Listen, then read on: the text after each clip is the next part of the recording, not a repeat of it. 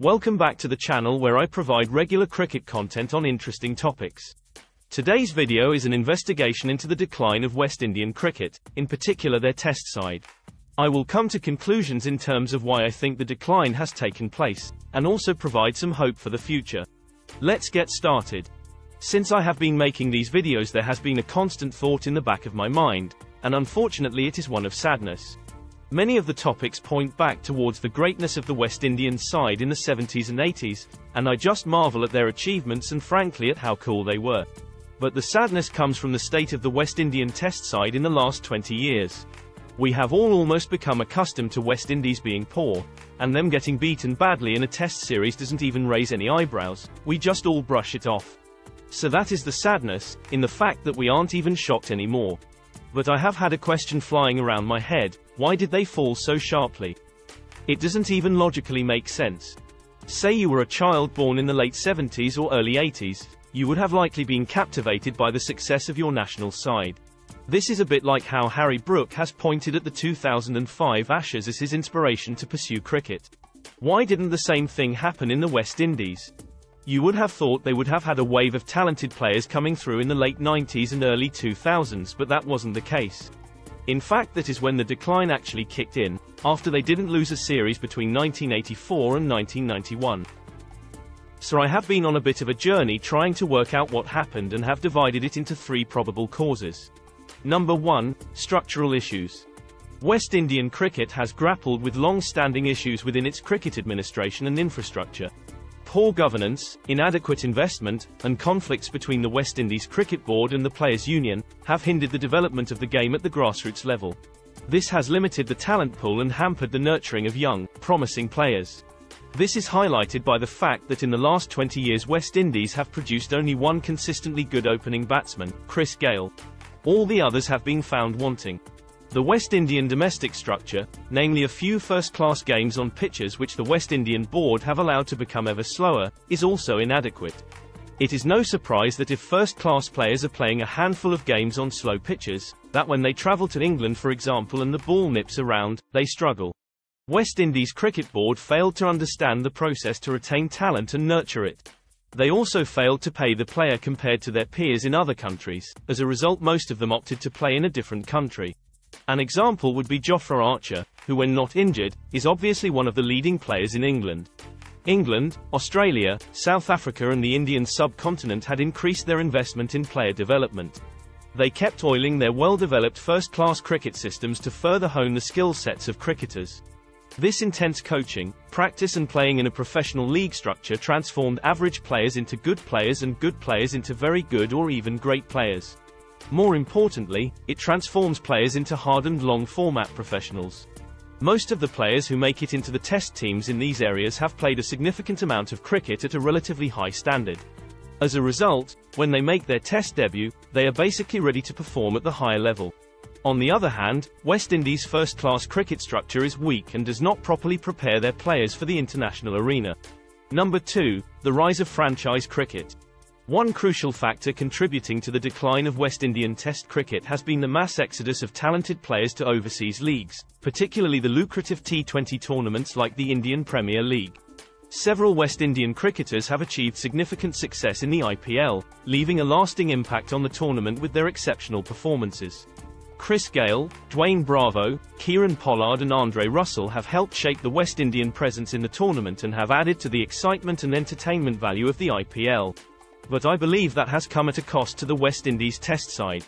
The allure of financial rewards and exposure in these leagues has enticed numerous West Indian cricketers away from the longer format of the game. The resulting drain of talent from the domestic system has significantly weakened the overall depth and quality of the national test squad. If you compare to England, where all the test players are on a well-paid central contract, the lure of the IPL, although still present, is not as dominating as it is for those from the West Indies. Top players, national players, expect to be paid well. That has always been true for a professional sportsperson and no different for the players from the West Indies. The IPL has also impacted what was previously the West Indies' trump card, their fast bowling. In recent years, the region has struggled to produce the same caliber of fast bowlers as before. This decline can be attributed to various factors. including the shift in focus towards shorter formats where pace and aggression isn't necessarily at such a premium. Number 3. A shift towards American sports. While cricket remains the dominant sport in the Caribbean, there has been a noticeable increase in the popularity of American sports in the region. Although comprehensive statistics on the exact growth rates are limited, several indicators suggest an upward trend in the popularity of American sports.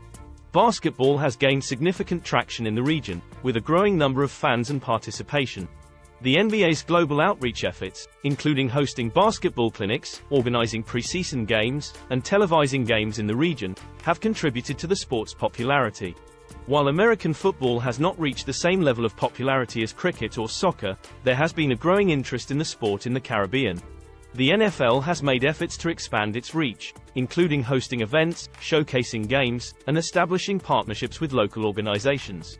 Several players with Caribbean roots, such as Danielle Hunter and Javon Kinlaw, have made their mark in the NFL, drawing attention and inspiring young athletes. The availability of American sports broadcasts on television and online platforms has contributed to their increased popularity in the Caribbean. Networks like ESPN Caribbean and regional sports channels regularly televise NBA games, MLB matches, and NFL coverage, ensuring broader access for fans in the region. Additionally, social media platforms have played a significant role in connecting Caribbean fans to American sports, allowing them to follow their favorite teams and players more closely. Part 4. Some hope for the future.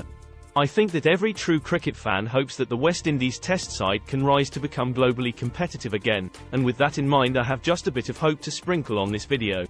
The first thing to recognize is that the West Indies are taking the problem seriously, to the point of having a thorough review completed. Patrick Thompson Jr., a senior High Court judge, who compiled it, worked alongside Brian Lara and Mickey Arthur. Point 9, page 4 stated, "It is not in the best interests of West Indies cricket that our best players play in every global league and play for the West Indies team on an optional basis. No objection certificates cannot be weaponized against players, but it is essential some middle ground is arrived at. Otherwise, West Indies cricket may cease to exist as an entity." The report outlines quick and medium-term fixes of varying degrees of plausibility. Most pressingly, the assembling of 30 to 35 players to play international men's cricket over the next year, building to the 2024 T20 World Cup, part staged in the Caribbean. A 3-day summit featuring all parties, bosses, coaches, loyalists, dissenters, with nothing off the table. And perhaps most optimistically of all, a concerted effort to persuade their best white ball players to play some red ball cricket. So there is a plan of some sorts and the beginning of a roadmap to try and get back on track. The report highlighted that the key to red ball success may lie in cultivating the talent they produce for the shorter formats. The West Indies, apart from very recently, have maintained a solid and at times excellent T20 side, twice going on to win the format's biggest prize.